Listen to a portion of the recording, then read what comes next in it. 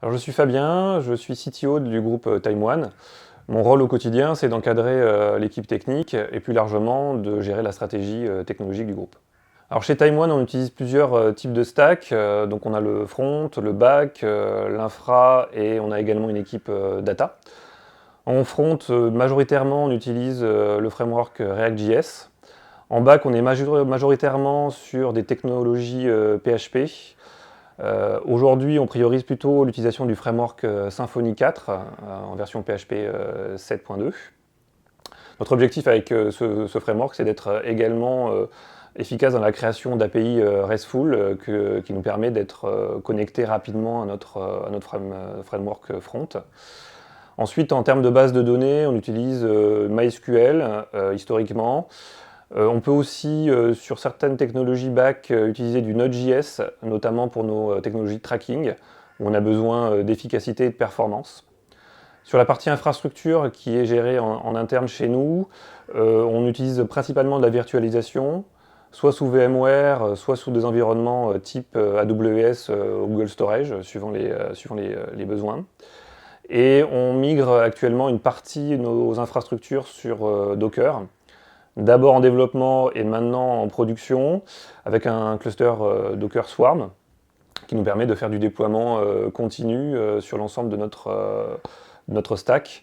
On utilise donc majoritairement GitLab d'ailleurs pour gérer notre environnement de développement et l'intégration et le déploiement continu. Sur la partie data, ce qu'on utilise majoritairement, c'est Python. On a choisi cette techno puisqu'on utilise aussi Spark sur la partie MapReduce et calcul du machine learning. On utilise en base de données Cassandra et on est aussi également sur du HDFS, sur un cluster Hadoop. La problématique de notre environnement, c'est donc d'être très diversifié, d'évoluer rapidement. Donc il faut qu'on trouve les technologies qui nous permettent d'atteindre les besoins et les objectifs de nos clients. Donc on a un cycle de développement qui est assez simple.